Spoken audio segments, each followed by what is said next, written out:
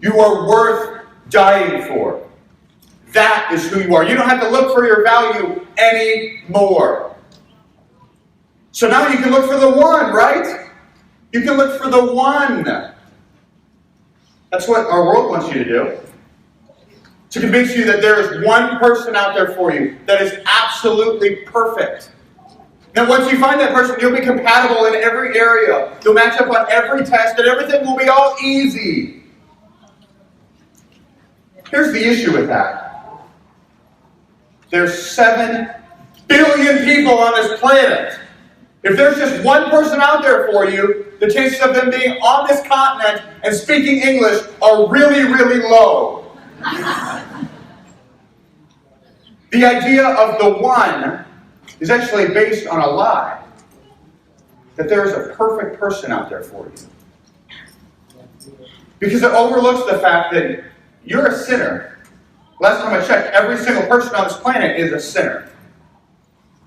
And so you are going to run into difficulties. You are going to have issues. You are going to have disagreements. And if you bought into the idea that there's a perfect person out there for you, you will leave every time things become difficult. Because the one it's not supposed to be this hard. The one is perfect, it's supposed to be easy.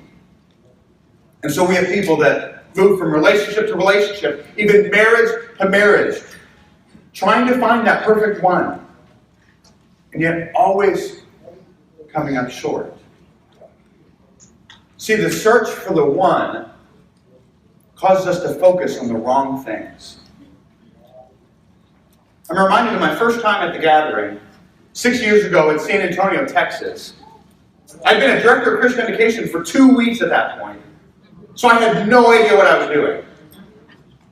And yet my pastors told me and a couple of our guys to go pick up our backpacks and our t-shirts. So we'd get in the convention center, and within 200 feet, I'd already seen 4 different people that I knew from either Concordia, Nebraska, or growing up in St. Louis. And so I was kind of distracted, and again, I didn't really know what was going on. So I just walked past the room, and I see, oh, there's the room with the backpacks. So we walk in, and we see this giant mound of backpacks. And I don't see anyone passing them out. So I tell a couple of our guys, hey, we need 34 backpacks. Just hold your arms out, stack them on up. And I've got the list of t-shirts. All right, we need 6 mediums, 7 larges. We're getting our stuff all together. And then from behind me, I hear, what do you think you're doing? And I turn around. There's a pretty upset lady behind me. And for the first time, I see a registration table. And 40 people waiting in line. I was so focused on the task at hand that I had failed to recognize we walked in the exit. And I tried to explain this to the volunteer, and she couldn't understand how you could possibly walk in this room and not see what was going on.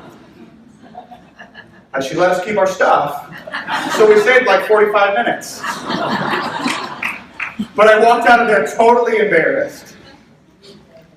See, I share that story with you for 2 reasons. First is that I'm shocked they asked me back. Like, I'm still waiting to be walking in the hallways and to hear behind me, you! And for it to be that same lady from the backpack incident. But the second reason I share that is because it's so easy to get focused on one thing that we lose sight of the bigger picture. And we do this in relationships all the time. Like, how many of you guys know someone that's dating a person that's absolutely terrible for them, but they have no idea? All right, if they're next to you, don't start like nudging them. This can get awkward really quickly. Right? We almost all know someone like that, but why? Why do we do this? I think the first reason is because they're dating for value. And they need to realize their value does not come from that person. It doesn't come from a relationship. It comes from Christ. But the second reason, I think, is because we have this idea of the one so ingrained in us. It's all over our media. It's in almost every TV show or movie. The search for the one, we're convinced, is a purpose of life. The reason I'm here is to find that one perfect person. And so, if that's why I'm here, I don't want to fail at life. So I pick one thing that I'm convinced the one will have, and I ignore everything else. So you have people that are like, all my friends say he's an idiot, but we both like ice cream and he says nice things to me. He's probably the one. Or I know she doesn't go to church, but we both play soccer, so she's probably the one. Or I know all he does is play video games and he has no job prospects whatsoever, but that's okay. We don't need money. We're going to live on love. No, you're going to live in a van down by the river. That's what's going to happen.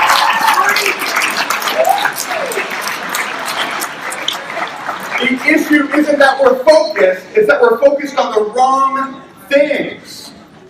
Like some of y'all have a really long list of must-haves to date. It must be this tall, must like these things, must play these sports, on and on and on. Some of y'all have a shorter list. Must be female. Must be breathing.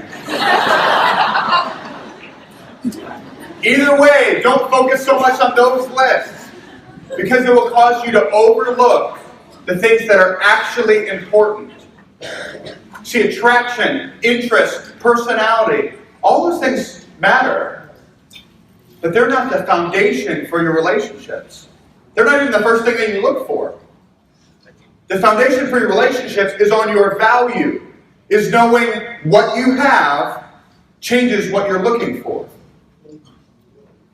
The foundation for your relationships begins the same way the Bible does. In the beginning, God. Not in the beginning, a relationship. In the beginning, pizza. In the beginning, someone else's name with hearts drawn all around it on your homework. Right? Guys.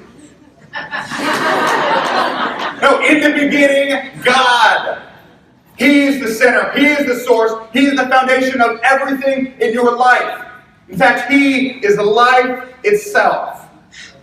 1 John chapter 5. Whoever has the Son has life. Whoever does not have the Son of God does not have life. If you are in a relationship but you don't have Jesus, you don't have life.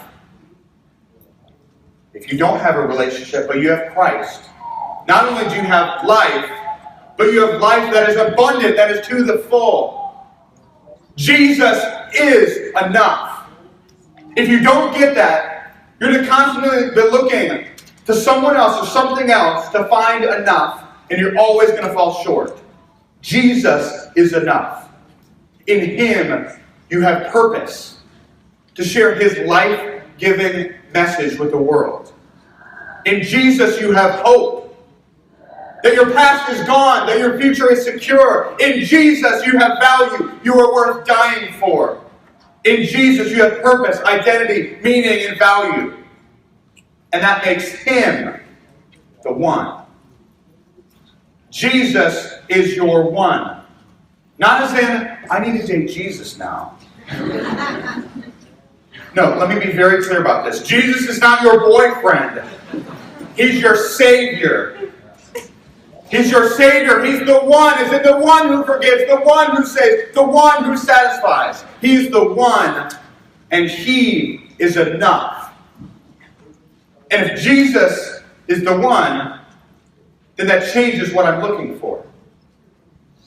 So maybe on your next date, maybe a couple weeks from now, maybe a couple years down the road, you're talking with someone and you say, hey, I'm having a great time. But I just want to be honest with you. You're not the one.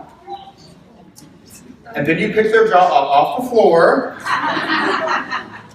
You say, you're not the one. But you might be the two. You're not the one, but you might be the two. You see, the one, that spot's already taken. It's taken by Jesus. And He laid His life down. He died to be my one. And you're not going to top that. Jesus is my one. He is my Savior. So you don't have to be. He gives me meaning, identity, and value so you don't have to. Jesus is my one. But you might be the two. You might be someone that God's going to bring alongside to run the race of faith together. To point each other to Him. To forgive as He has forgiven us. And if that's what you're looking for, you might be the two. But if not, that's okay. Because we can still be friends.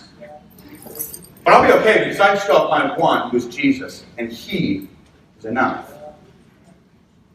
See, this is so important. The person that you're looking for in the two has to have the same foundation that you do. Because if they don't, they want you to be the one. You to be their Savior. You to be their source of meaning, identity, and value. And that sounds great on a Hallmark card. But in reality, it will destroy your relationship. You cannot be the source of meaning and value for someone else. You can't do it. What you can do is remind them of where that can be found. See, that's what we're all called to do. To point to Christ. To Him as the source of life. To His word as truth. To His promises is where we find peace, hope, and comfort. That's what you're looking for. That's the foundation for your relationships.